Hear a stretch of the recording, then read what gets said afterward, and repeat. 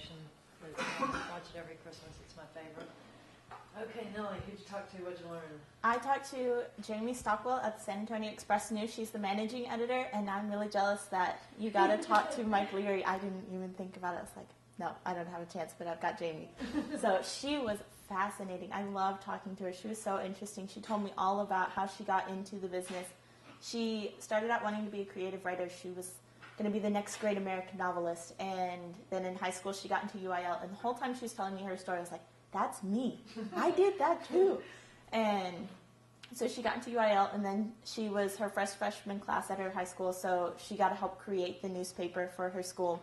And senior year, she was the editor-in-chief, and then she went to UT, and she still wanted to be a creative writer, but then the Daily Texan kind of gave her some money to write some stories, and they paid her more for news stories, so then she got into news. She went from there, and she was interning every summer. Every chance she got, she would be an intern, and she used that to get all the way up to the Washington Post. So her summer after college, she was interning at the Washington Post, and from there she got a job right after. And so they hired her on. She stayed up there for 8 years. And in 2002, with the DC Sniper, she was on the team that was covering that, and she was there in the action every day, getting 2 to 3 hours of sleep a night. And she said at the end of it, she was so sick, she couldn't do anything. And she hadn't been sick in like years, but just the stress and the scariness and intensity of that situation was bearing down on her. She has had so many crazy experiences, and like you said, Alex, she's only been at the San Antonio Express for like 6 years or something, and she's been managing editor for 3 years, and she's moved up really quickly. She said the biggest struggle for her was her age, not the fact that she was a woman, which I just assumed stereotypically girls have a harder time, right? She was like, no, it was being younger has been a harder time, because there's people that have been there for 30 years taking over head positions, and all of a sudden she's above them, and they're like, well, she shouldn't have that job. I've been doing this for so much longer than her. But she said she's got quality experience. She knows what she's doing, and that's how she got what she did. She told me the most valuable thing she looks for when she's looking at people she's about to hire, or when somebody else is about to, she said curiosity, confidence,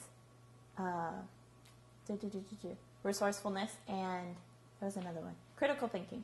Those are the biggest things she looks for, and she doesn't like entitled people. If they come in like, I should have this job, she doesn't even consider them. She's like, no, I don't like that. And she told me a lot about internships. Like she said, she did a lot of internships. She was at the Daily Texan working on a regular basis. She was at the McAllen Monitor, Houston Chronicle, and one in Austin American Statesman, and then the Washington Post. And she said that was more valuable than all of her time in college, and her professors would hate to hear her say that, but it was true. The experience was worth way more than all of the classes that she took. And it was. I didn't actually get to see the newsroom. I think her office was on that floor, because I saw people walking around, and I could like see, and it looked like a newsroom to me. In the spring, so but, just let me know. Okay. Yeah. I'll look you up. Because it's cool. We go. They have the budget meeting in the afternoon to decide what goes on the front page of the paper the next day.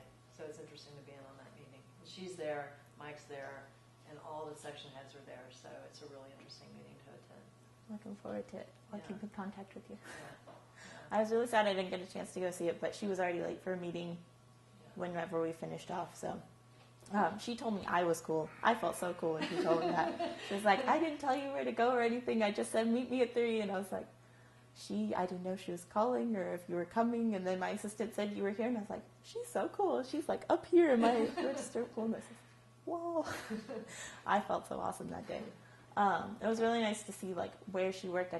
Like I said, I didn't get to see the newsroom, but I got to see her office, and she said she doesn't get like a whole bunch of perks. She treats herself like she's on the same level as the reporters.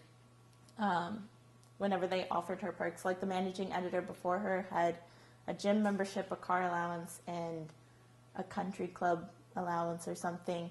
And whenever they offered it to her, she was like, I don't want it. If my reporters have to pay for their car, I'm going to pay for my car. I'm not going to treat myself as better than them. She was so humble about everything. It was so great to talk to her. What about, what did she say about writing and reading? She said to read a lot and to make sure that you're writing for some kind of paper somewhere and get that experience. Yeah. She told my students that too, and I'm so happy to hear it. She said that you need to be reading every day and reading a lot every day, because it makes you a better writer and also a better reporter. got to know a lot about a lot of different things. You got to be curious. That gets into that curiosity. Anything else? She's met some really cool people. Oh, She really? told me she met an Olympic diver while she was at UT, and she met politicians, actors, comedians, and Walter Cronkite. Really? She made sure to point out that she met Walter Cronkite. A UT Austin graduate. Mm-hmm.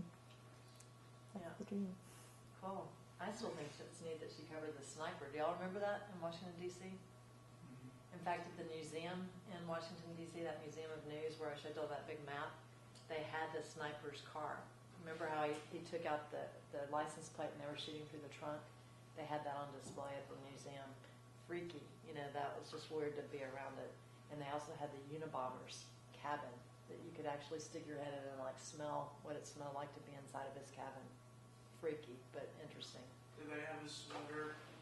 They didn't have a sweater, they just had the cabin itself. But definitely when you go to Washington, D.C., you want to go to the museum. Okay, good job.